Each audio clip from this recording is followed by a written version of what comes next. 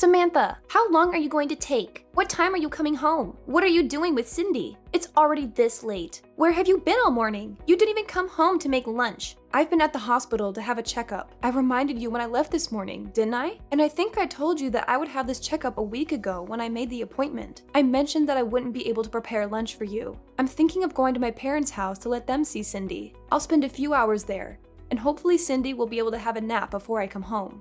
Cindy was only born last week. You can't parade her about outside all day. You've got to bring her home right now. It's already this late.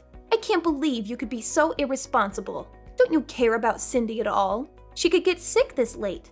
It's still 1:30, and there's no need to be so overprotective. I've taken precautions for the sunlight, and we're only going to see my parents. It's not like I'm taking her to meet everyone I know or pushing her pram through a crowd of sick people. I'm following the doctor's advice and making sure she has undisturbed rest and gets her milk. I wouldn't do anything that I didn't think we both could manage. But you can't keep her away from me this long. She's already been away from me for 3 hours. Cindy needs me. You can't do this to her. Give her back to me. What are you talking about? She's not a thing, and she's not yours. I've decided that I'll raise Cindy myself. I can't trust you with her. I've watched how you've been with her for the past week, and it's obvious that you're no good as a mother. You don't know how to take care of her. If you raise her, she'll end up unhappy. Or worse, she'll be unhappy and she'll be rebellious. It's people like you that end up raising criminals. I can't just stand by and watch you ruin her life. The best thing for Cindy is if you give her up. I'll raise her as my own daughter. She's mine, so give her back. Cindy is my first child, so of course I don't expect to be able to do things perfectly all by myself. That's why I've been listening to all the advice you've been giving me this week, and I'm really happy that you're helping. But no matter what I do, you keep on complaining that I'm doing things wrong. So that's what you're thinking of me? I'm doing my best to help you. How can you be so ungrateful? I bet you think that I'm in the way, don't you? You're the one that's living in my house. I'm letting you stay here. I'm providing the roof over your head, and I don't even ask for rent. I've done so much for you. And this is how you repay me? This is why I never approved of Alex marrying a woman like you. You're the one that asked that we moved in with you. Alex and I were living together in our own house after we got married, and we planned to stay there. But you wanted us all to live together. You were the one that said you always wanted to live with your grandchild. You pretty much forced us to move in with you once you found out that I was pregnant. And I had to go through all the trouble of moving houses when I was already really big. Why do you have to put it like that? I never forced anything. Just ask Alex. He was delighted to move back in with us. I've done so much for you. It wouldn't hurt for you to show a little more appreciation too.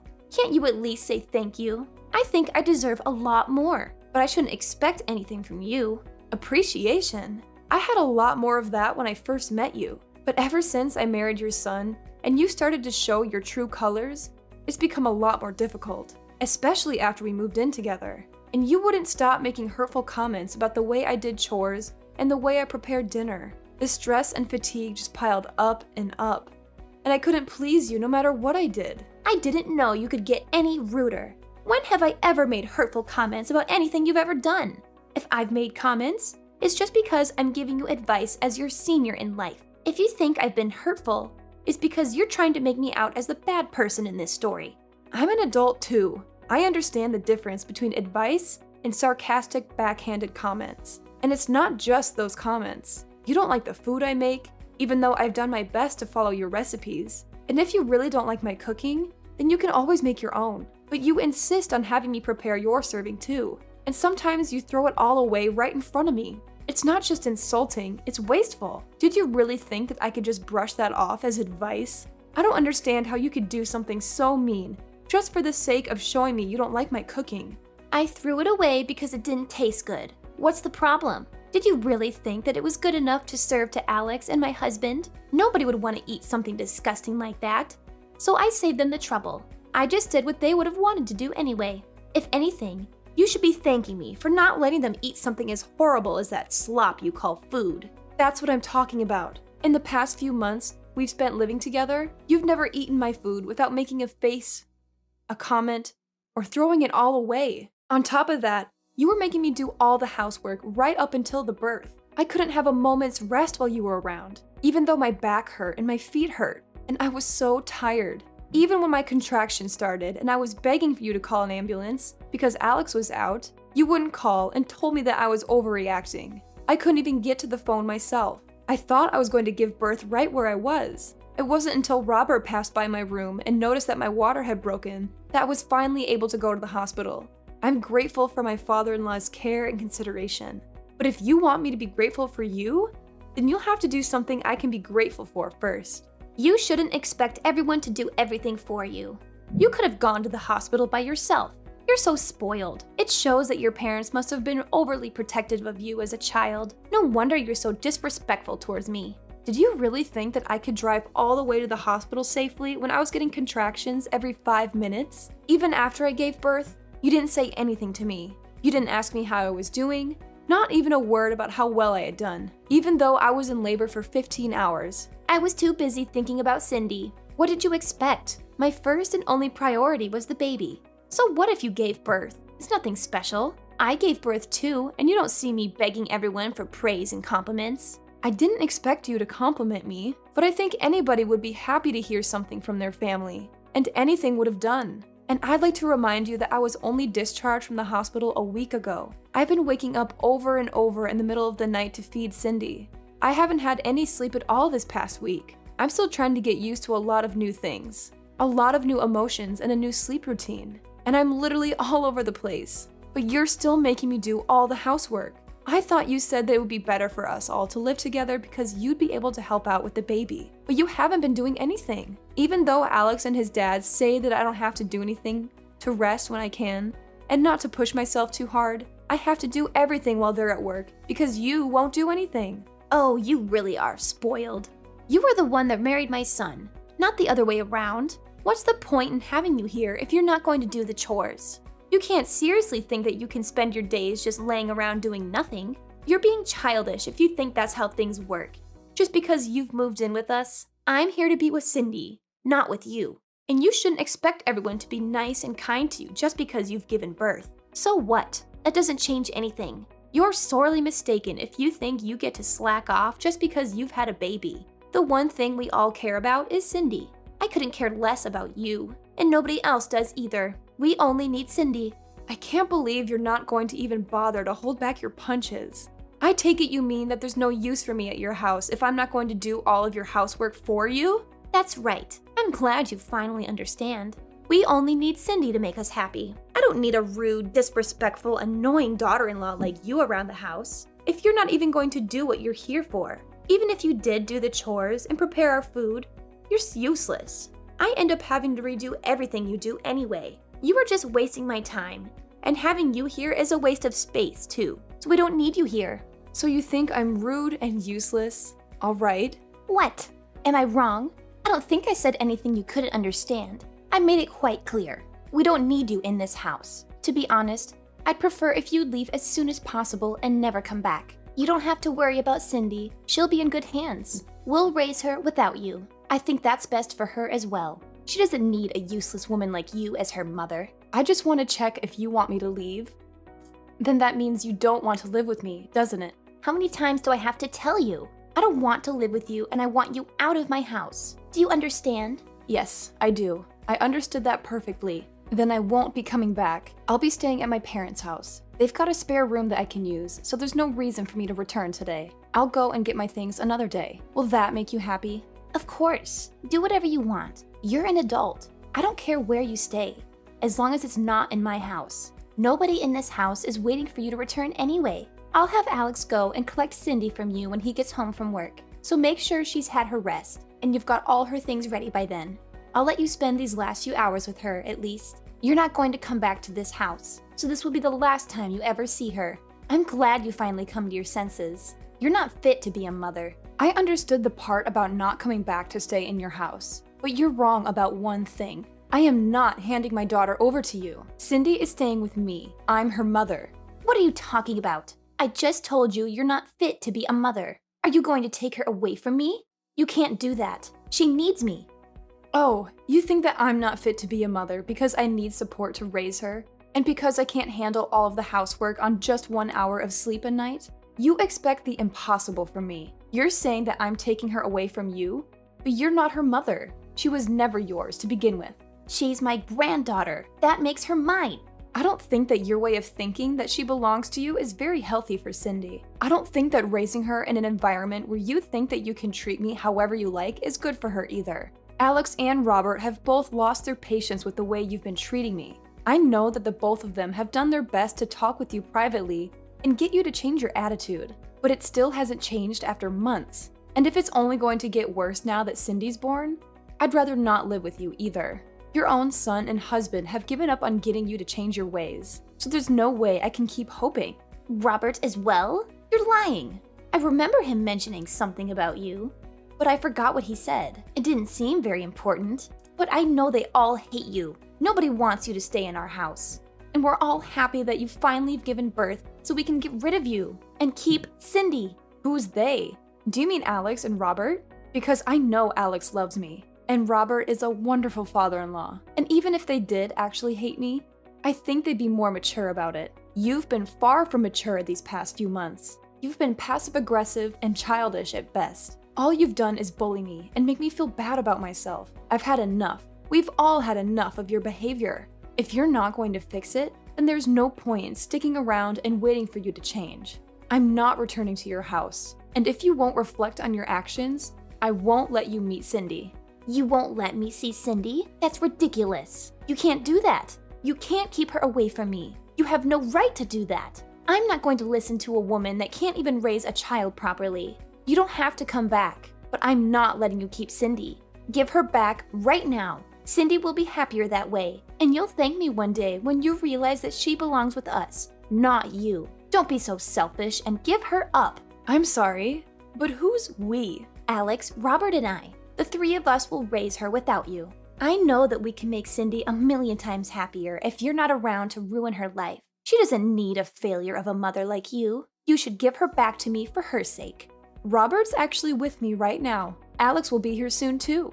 He's already asked his manager for the rest of the day off after he's finished in his meeting. The truth is, it wasn't a hospital appointment I had this morning. I'm sorry I had to lie, but you wouldn't let me leave the house until I said that I would be going to the hospital. What? Then where were you? What were you doing? I was being honest when I told you I would be going to my parents' house, but I was somewhere else this morning. I went to have a viewing of a house with Robert to get his opinion. You went to see a house? But why would you do that? I didn't tell you to leave my house until an hour ago. And why would you need my husband's opinion? Alex and I have decided that we're going to move out. And when we told Robert, he was very interested in the idea too. Maybe you should ask him for the details when he returns home tonight, since I won't be coming back ever.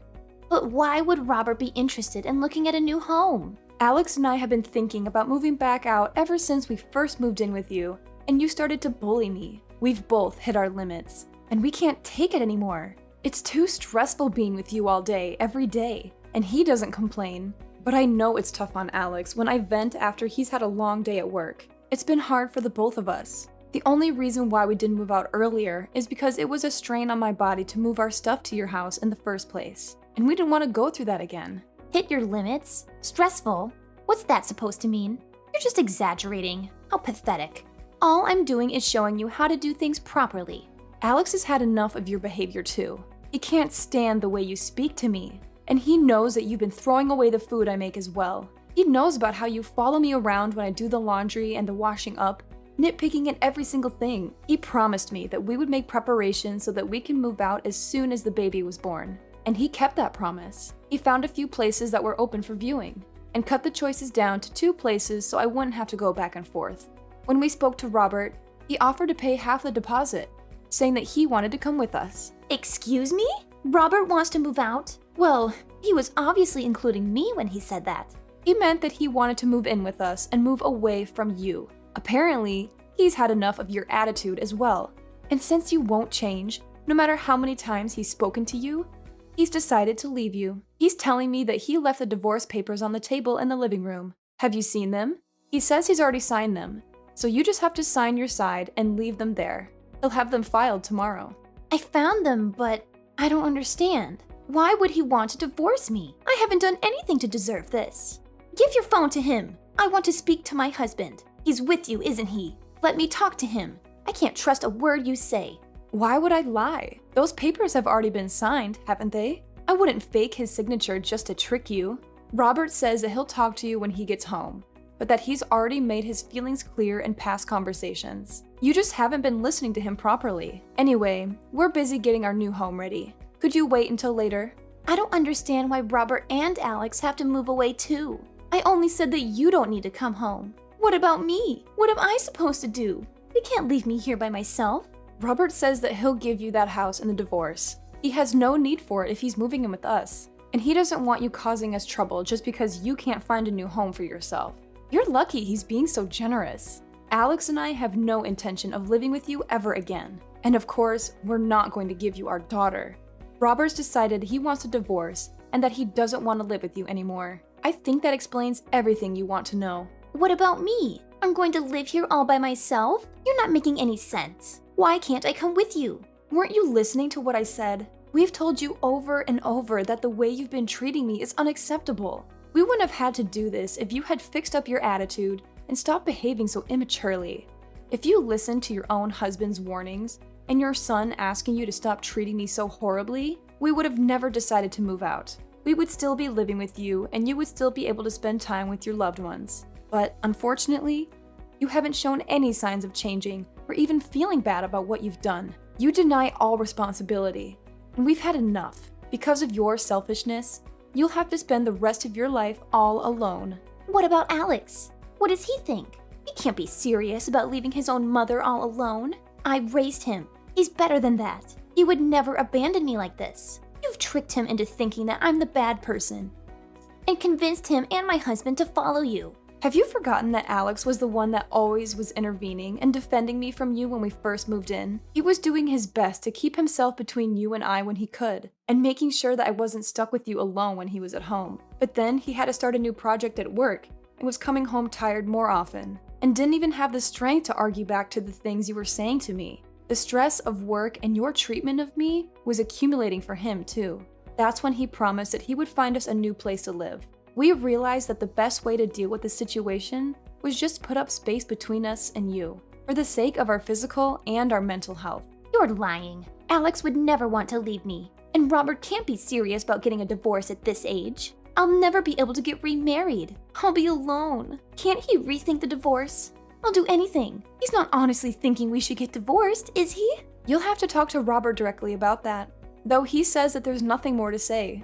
And we've already chosen a new home that has enough room for the three of us and Cindy. Robert is welcome to live with us, but there's no room here for you. Moreover, Robert's actually put a lot of money into this house for us. He's been very considerate since Alex and I had to pay a lot for the hospital bills last week. We don't plan on telling you where our new address is either.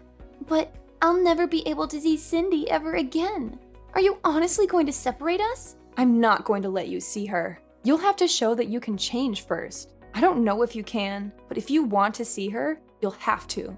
I don't plan on meeting you until then either. I'm sure you don't care whether you see me again or not, but I just wanted to make it clear that this is what happens when you treat someone as though they're inferior to you. You end up alone. What did I do to deserve this? Why is everyone leaving me behind? You're telling me that I have to spend the rest of my life, my elderly years, all alone? That's too much. You don't have to go this far. I thought I would be able to spend the last 20 years of my life taking care of my grandchild. I wanted to have peace and quiet and not worry about any of the chores or worry about money. This isn't what I wanted. I was dreaming of my life as a grandmother, but now I'll have to get a job. I have to do everything myself. I won't be able to see my family. That's not fair. Really? I guess you hoped that I would be the person to take care of all the chores and plan to live off your husband's saving and pension, all without lifting a finger yourself. But you ended up breaking that dream with your own hands. You should have been more respectful towards the people around you if you wanted them to love and take care of you. I'm tired of you complaining about every little thing I do, but now you'll have to do everything yourself, and you won't be able to see your family ever again. That's the price you've paid. You'll have to accept it. Fine, I understand. I made a mistake. I shouldn't have been so nagging. I'll do my best to get on with you from now on. I'll change the way I've been acting towards you. So please don't move out. It's too late for that. We've already paid the deposit and signed the documents for the house. We won't change our minds about living away from you, and we'll be moving all of our things into the new place over the next few days. We're all going to live here in peace without you. Robert will be returning to your house this evening to pack up our essentials, so you should have a good long talk with him then. He'll be staying there until all of our things have been moved, but he's quite adamant about having the divorce. So I suggest you forget about talking him out of it, and talk about how you can make an effort to change your behavior. That way, you might have a chance to meet Cindy in the future. Samantha, I'm sorry. Let's all live together. I don't want to be alone. I think we might have gotten off to a bad start, but I'll change. I'll do whatever it takes. I'm sure you'll come to understand why I was so harsh towards you. It was for your sake, but I won't do that anymore. Just let me see Cindy. I find it hard to believe that you'll change when you're still making excuses. You can't even apologize properly. It's too late after all. You can't change. Besides, you were saying yourself that you don't want to live with me, remember? I confirmed over and over, and you said that you wanted me to leave. Well, I don't want to live with you either. I hope you'll enjoy your final years without a rude, useless woman like me in the way. After her conversation with Samantha ended, Chloe had no choice but to wait for her husband to come home. The first thing Robert did when he returned to the house was to tell her that he wanted a divorce, and that he wasn't going to change his mind. He checked that she had signed the papers and took them to his lawyer to have them filed. He didn't speak a word to Chloe after that, and spent his time packing away all of his things. Anything that had to be dealt with regarding the divorce was done through his lawyer, and he was able to move houses without much fuss. Chloe got the house in the divorce, but it was brought to her lawyer's attention that she had spent Robert's savings on several occasions without his permission, and as a result, the amount she received in alimony payments decreased significantly. It wasn't enough for her to keep up the payments for the household bills, so she had to find a job in order to earn some money to pay for other essentials. She was so desperate to meet Cindy that she went to Samantha's parents' house and demanded that they tell her Samantha's new address. It didn't occur to her that she should have just shown Samantha that she was making an effort to change. In the end, Samantha's parents called the police because of how aggressive Chloe was being, and Chloe was taken away in a police car to be questioned. Chloe was not only divorced and looking for a job, but she was also slapped with a restraining order from Samantha's parents. On the other hand, Samantha and Alex were living happily ever after with their small family and were looking forward to having their next child. Robert was delighted. He was freed of his selfish wife and was taking great pleasure in taking care of his granddaughter.